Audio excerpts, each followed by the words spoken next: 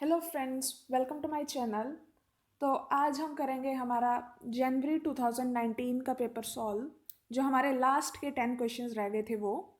इसके बाद हमारा ये पेपर हो जाएगा complete. Then we will start our next paper November 2019 वाला, एंड वो पेपर बहुत इंपॉर्टेंट है।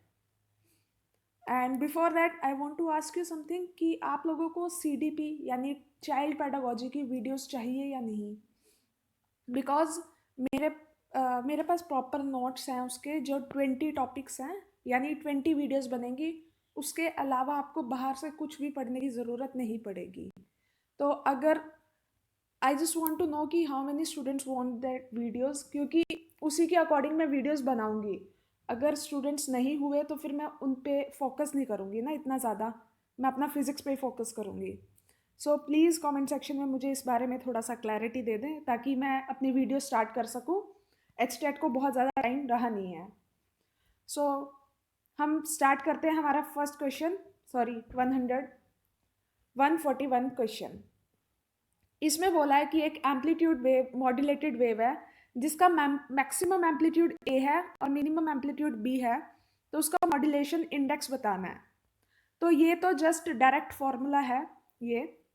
अगर आप पढ़ोगे इंटरफेरेंस, इंटरफेरेंस में जब आप कंस्ट्रक्टिव डिस्ट्रक्टिव इंटरफेरेंस पढ़ के उसकी कंडीशंस निकाल लोगे, तो लास्ट में आपको स्पेशल केसेस में फॉर्मूला मिल जाएगा डायरेक्ट। तो ये वहाँ से निकाला गया है, इसे सॉल्व करने की ज़रूरत नहीं है, आपको फॉर्मूला पता होना चाहिए। Next, maximum height attain by a rocket fired with the speed equal to 50% of escape velocity from earth surfaces. बोला है कि एक रॉकेट को फायर किया गया, उसने एक हाइट पर जाकर, मैक्सिमम हाइट पर जाकर जो उसकी स्पीड थी वो 50% हो गई एस्केप स्पीड से। तो हमें वो हाइट निकालनी है। इसको कैसे निकालेंगे? इसका एक फॉर्मूला होता है एनर्जी कंजर्वेशन का। देखो, हमारी दो ही टाइप की एनर्जीज होती है, potential energy plus kinetic energy. जब कोई बॉडी मैक्सिमम हाइट पे चली जाती है तो उसकी काइनेटिक एनर्जी 0 हो जाती है। तो यहाँ पर क्या करेंगे, ये तो है ग्राउंड की एनर्जी और ये है हाइट की एनर्जी, सॉरी ये है हाइट की एनर्जी, जिस हाइट पे वो पहुंच गई। ये है फॉर्मूला पोटेंशियल एनर्जी का। This is the formula of our kinetic energy. Ground पे potential energy plus kinetic energy is equal to होएगी जो एक हाइट पे जाने के बाद उसकी होगी, potential energy plus kinetic energy. लेकिन एक हाइट, मैक्सिमम हाइट पे जाने के बाद काइनेटिक एनर्जी क्या हो जाती है? 0। तो ये बचेगी सिर्फ पोटेंशियल, और फॉर्मूला होता है पोटेंशियल एनर्जी का -G capital M small m by R। R depend करेगा कितना होगा from the centre of the earth. तो ये सारे फॉर्मूलाज पुट कर देंगे।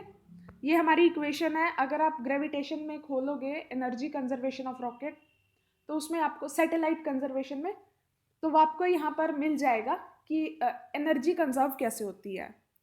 अब दूसरी चीज इन्होंने क्या बोला, जो वेलोसिटी है वो कितनी हो जाएगी? जो एस्केप वेलोसिटी है उसके 50%, मतलब उसकी हाफ। एस्केप वेलोसिटी का फॉर्मूला होता है 2gm/r। इसको सॉल्व करेंगे आ जाएगा। तो इसकी जगह हम ये फॉर्मूला पुट कर देंगे और फिर इसे नॉर्मली सॉल्व कर देंगे। तो यहाँ से कैपिटल H की वैल्यू आ जाएगी R/3, एंड ये हमारा आंसर हो गया। नेक्स्ट क्वेश्चन, इसका आंसर एक्चुअली ना सेकंड वाला है, ये गलती से मार्क हो गया मुझसे। सेकंड है इसका आंसर। जो इसमें बोला है कि एक रॉकेट है 100 kg का, उसकी एग्जॉस्ट वेलोसिटी इतनी है और वो इतनी रेट से क्या कर रहा है, हमारा फ्यूल जो है कंज्यूम कर रहा है। तो 10 सेकंड बाद हमें ये बताना है कि उसकी एक्सेलरेशन कितनी होगी। ये क्वेश्चन है कंजर्वेशन ऑफ मोमेंटम, जो टॉपिक होता है +1 क्लास में। उसमें हम बहुत सारे टॉपिक्स पढ़ाते हैं, लिफ्ट का एंड ऑल। लास्ट में एक टॉपिक आता है रॉकेट वाला, वहां से है ये क्वेश्चन। ये सॉल्व कैसे होगा? हमें पहले तो ये पता करना होगा, जो रॉकेट होता है ना उसका पूरा मास होता है रॉकेट का मास प्लस फ्यूल का मास। अब फ्यूल धीरे धीरे उसमें से कम हो रहा है, यानी कि हमें ये पता करना पड़ेगा कि 10 सेकंड बाद हमारे रॉकेट का एक्चुअल वेट क्या बच गया, क्योंकि फ्यूल तो खत्म होता जा रहा है धीरे धीरे।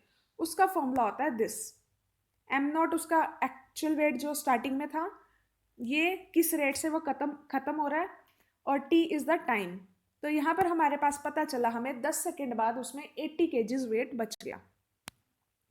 अब रॉकेट जो है इस तरह, उसके ऊपर थ्रस्ट भी लग रही होती है। अगर आप टॉपिक देखोगे +1 की बुक से तो आपको पता चलेगा जो उसका थ्रस्ट है उसका फॉर्मूला होता है VR/dm/dt, और जो थ्रस्ट है वो उसके ऊपर लग रही है अपवर्ड और रॉकेट का वेट लग रहा है डाउनवर्ड। तो इसके ऊपर जो नेट फोर्स लगेगी वो कैसे लगेगी, Ft माइनस W। जो नेट फोर्स है हमें वही निकालनी है, वहीं से हमारी एक्सेलरेशन निकलेगी। सारा फॉर्मूला पुट कर देंगे। यहाँ पर VR की वैल्यू क्या थी हमारी 750, ये एग्जॉस्ट स्पीड थी जो इसकी। dm/dt की वैल्यू है 2, m कितना बच गया था हमारा 80 kg 10 सेकेंड के बाद, g कितना है 10 गिवन है क्वेश्चन के अंदर। तो इनको सॉल्व करेंगे तो हमारे पास एक्सेलरेशन आएगी 8.75। एक्सेलरेशन जो है पॉजिटिव आई है इसलिए ऊपर जा रहा है रॉकेट। अगर सपोज एक्सेलरेशन नीचे आ जाती तो रॉकेट डाउनवर्ड जा रहा होता। ठीक है, मूविंग टू नेक्स्ट क्वेश्चन। एक विंडो है जिसका एरिया है 2 मीटर पर स्क्वायर, उसके बाहर कोई शोर हो रहा है जिसका जो लाउडनेस है इंटेंसिटी वो है 60 डेसिबल। तो हमें यह बताना है कि कितनी पावर से साउंड अंदर आ रही है। इसका फॉर्मूला है direct, L is equal to 10 log I/I0। यहाँ से I/I0 की वैल्यू निकल जाएगी 10⁻⁶। नाउ I0 जो होता है ये रेफरेंस इंटेंसिटी होती है और इसकी वैल्यू फिक्स होती है 10⁻⁻12 वॉट पर मीटर स्क्वायर। ये याद रखना चीज़, ये आपको क्वेश्चन में गिवन नहीं होती। तो यहाँ से I की वैल्यू निकल गई, इंटेंसिटी इतनी जा रही है अंदर, तो पावर कितनी होगी, पावर का फॉर्मूला एक होता है इंटेंसिटी मल्टीप्लाई बाय एरिया। तो पावर यहाँ से निकल जाएगी 2 माइक्रोवॉट। मूविंग टू नेक्स्ट, ये तो बहुत इजी क्वेश्चन है। इसमें बोला है कि एक ओरिजिन से पार्टिकल v0 वेलोसिटी के साथ मूव करना स्टार्ट किया है, उसकी जो एक्सेलरेशन या डी एक्सेलरेशन लगा लो वो क्या है, स्क्वायर ऑफ डिस्टेंस के इक्वल, यानी a is proportional to minus x square लगा लो या एस स्क्वायर। हमें ये बताना है कि जब वो पार्टिकल रुकेगा तो जितना उसने डिस्टेंस कवर किया वो किसके प्रोपोर्शनल होगा, यानी v निकालना कैसे है, हमें एक इक्वेशन पता है मोशन की, v² minus u² equal to 2as। v² यानी फाइनल वेलोसिटी, फाइनल पे तो वो रुक चुका है तो 0। इनिशियली स्टार्ट कहाँ से हुआ था, v0 से। 2 एज इट इज। एक्सेलरेशन जो है वो क्या है, s के प्रोपोर्शनल है, s² के माइनस में डी एक्सेलरेशन है तो minus, alpha is a constant क्योंकि कांस्टेंट तो लगाना पड़ेगा, एंड s को s रख लो क्योंकि s डिस्टेंस के बाद हमने उसे फॉलो किया। तो यहाँ से माइनस कट गया, 2 और अल्फा क्या है यहाँ पे कांस्टेंट, यानी v0 is proportional to v0² is proportional to s³। तो यहाँ से s क्या आ जाएगा 2/3 की पावर। तो यहाँ पर आंसर हो गया 4th वन। नेक्स्ट 148 क्वेश्चन, इसमें बोला है कि रेस्ट मास है पार्टिकल का m0, उसकी अब जो टोटल एनर्जी है वो उसकी रेस्ट एनर्जी से डबल है, हमें उसका मोमेंटम निकालना है। क्वेश्चन इजी है, आपको पता होना चाहिए कैसे निकालना है। रेस्ट एनर्जी कितनी होती है m0c² आइंस्टाइन इक्वेशन से, तो टोटल एनर्जी कितनी होगी इस रेस्ट एनर्जी की डबल 2m0c²। एनर्जी का फॉर्मूला जो होता है वो होता है जो ये फॉर्मूला, मतलब हमें एनर्जी का ये फॉर्मूला लगाना होता है जब हम c² की बात कर रहे हैं, मतलब आइंस्टाइन इक्वेशंस में बात कर रहे होते हैं। m0² c⁴, यानी ये तो होगी रेस्ट एनर्जी, ये प्लस जो उसको काइनेटिक एनर्जी मिल रही है, टोटल एनर्जी क्या होगी, जितनी रेस्ट पे उसके पास एनर्जी है प्लस जितनी वो मोशन में यूज कर रहा है। तो मोशन के लिए हम यूज करते हैं एनर्जी p² c²। हमें निकालना क्या है p, यहाँ पर हम e की वैल्यू पुट कर देंगे p² c²। जब इसे सॉल्व करेंगे तो हमारे पास आ जाएगा दिस, ये हमारा मैच कर जाएगा ऑप्शन नंबर 4 से। मूविंग टू नेक्स्ट क्वेश्चन, इसमें बोला है कि हम एक थर्मोडायनेमिक प्रोसेस कर रहे हैं जिसमें हमें इक्वेशन फॉलो करनी है, PVX कांस्टेंट है। अब क्या हुआ, थर्मोडायनामिक जो प्रोसेस करते हैं उसमें क्या होता है, वॉल्यूम इंक्रीज डिक्रीज, वॉल्यूम और प्रेशर इंक्रीज या डिक्रीज होते हैं। इन्होंने बोला जो हमारा वॉल्यूम है वो 4 गुना बढ़ गया और जो प्रेशर है वो 8 गुना कम हो गया, तो हमें x की वैल्यू निकालनी है। इजी क्वेश्चन है। इसका मतलब क्या होता है, P1V1x is equal to P2V2 power x। इसको इस तरह लिख लेंगे। अब इन्होंने क्या कहा है, जो प्रेशर है वो डिक्रीज हो गया, यानी कि हमारा जो P2 है P2/8 हो गया, मतलब P1/8 हो गया, ठीक है। और जो हमारा वॉल्यूम है वो 4 टाइम्स बढ़ गया, इसको इस तरह चेंज कर लेंगे तो हमारे पास बच गया दिस। अब इन दोनों को पावर बेस सेम करेंगे तभी पावर को क्या कर पाएंगे, कंपेयर। ये क्या होता है 2 की पावर 3, ये क्या होता है 2 की पावर 2x, तो यहाँ से x की वैल्यू निकल गई 3/2। इजी था क्वेश्चन। प्रॉब्लम ये है कि हम अपना माइंड ही नहीं यूज करते वहां पे कि पढ़ना क्या है क्वेश्चन में। बस ये देखो क्वेश्चन में पढ़ना क्या है, उसके बाद सब हो जाएगा। ये वाला जो क्वेश्चन है इंपॉर्टेंट है, बताऊंगी क्यों। ये क्वेश्चन इंपॉर्टेंट नहीं है, बट इसमें एक चीज यूज हुई है वो इंपॉर्टेंट है। इसमें बोला है कि हमारा जो टी है वो इस तरह रिलेटेड है, ठीक है। हमें क्या बताना है, अब हमें जब गैस मिनिमम प्रेशर लेगी तो उसका टेम्परेचर बताना है।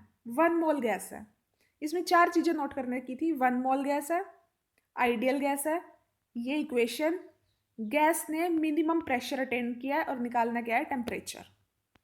निकालेंगे कैसे, ये इक्वेशन उठा ली हमने।